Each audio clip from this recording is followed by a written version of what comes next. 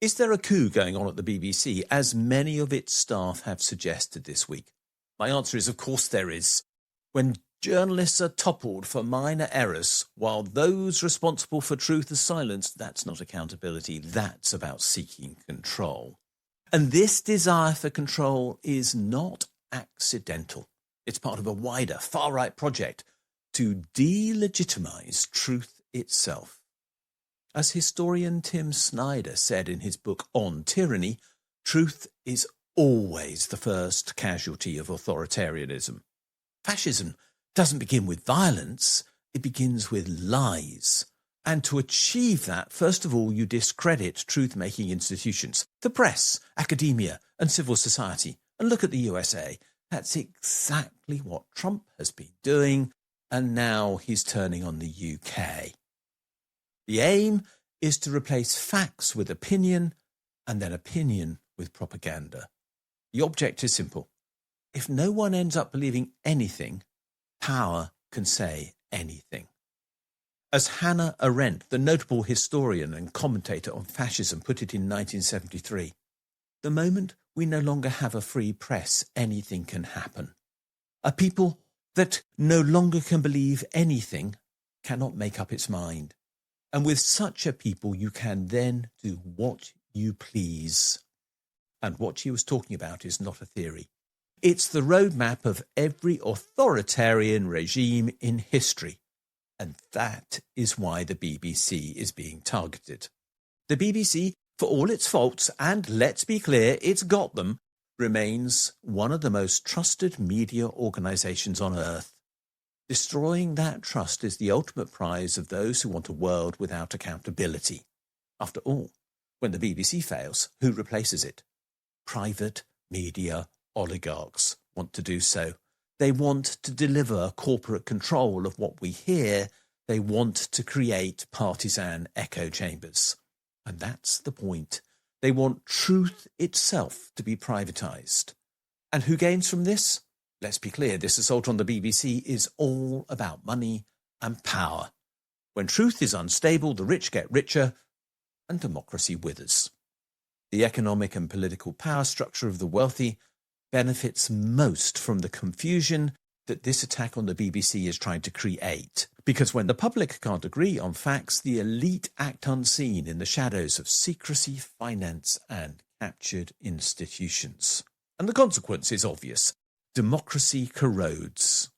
If public debate lacks shared facts, it becomes a shouting match. Reasoned argument collapses. Spectacle wins. We start to vote for those who sound strong, but not for those who sound right. Then inequality deepens. The wealthy already own the press. Now they want to own the platforms, the data, and the message itself. When truth collapses, their advantage multiplies.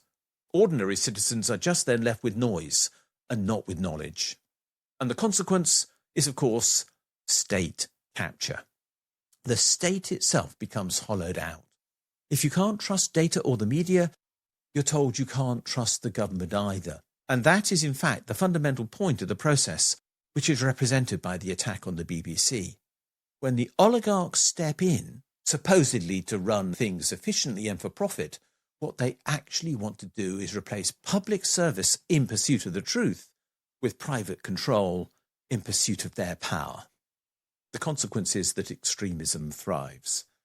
They are, of course, trying to fill a vacuum of their own creation, and the result will be that a disoriented public will turn to easy answers, to scapegoats, to nostalgia and to strongmen, and that's where fascism grows. Not from strength, but from despair. So, what must be done about this? We need to defend the front line of freedom, and that is truth. But at this moment, it is represented by the BBC.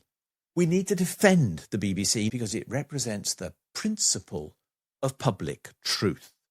It is a public broadcaster accountable to the people, ultimately, and that is essential to democracy. Without it, we drift into the fog of lies.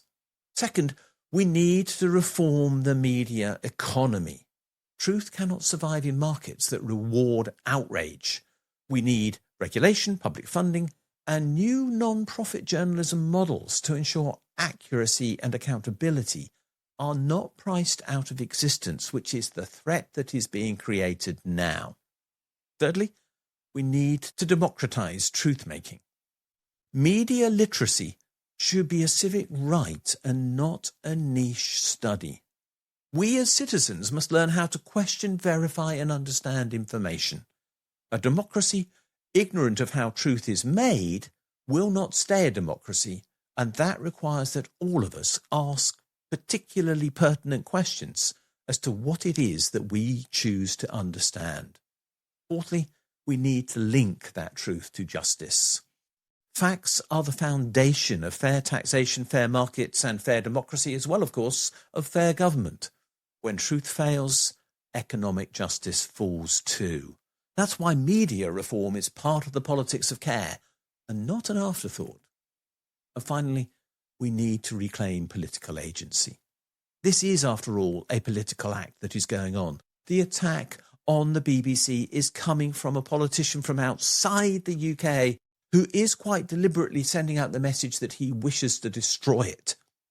We must act as citizens, as journalists and politicians alike, to defend the truth as part of the fight for democracy against someone who has clearly set out to destroy democracy not only in their own country, but around the world. And if our politicians won't defend this, then we must. We have a right to know, and that right must be reclaimed. The assault on the truth is the modern face of fascism. That face wears suits and not uniforms. It manipulates algorithms and not armies. But its aim is the same, and that is to rule by deceit. We can resist by rebuilding trust, defending truth, and demanding accountability. And remember, truth is not a luxury. It is the foundation of democracy itself. And that is what is in doubt with the future of the BBC being open to question. So, what do you think? You've heard my opinion. Now I'd like to hear what you think. Do you think the BBC's existence is fundamental to the future of democracy in the UK? Do you think that we must defend it? Do you think we should promote the idea of alternative forms of media in the UK to challenge the power of the media corporations controlled by a few that are dominating the messages that we get?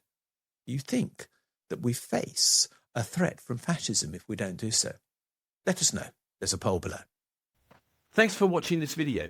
If you've enjoyed it, please do click the like and subscribe buttons because they do genuinely help us spread the word on YouTube. As importantly, could you have a look at the section below this video where it says more, and there you'll find a link to my blog. And if you follow that for the specific link to the blog entry related to this video, you'll find a transcript of this video and lots of other related material, plus a ChatGPT prompt that you could use to write a letter to your MP on the contents of this video, which will turn you into a campaigner, which will be a great thing to do. Finally, if you do appreciate the work we're doing, can you think about giving us a donation? If you'd like to do so, there's a link below, or you can find one on my blog where there's a Ko-fi button saying, please buy me a coffee. Thanks a lot, and we'll see you again soon.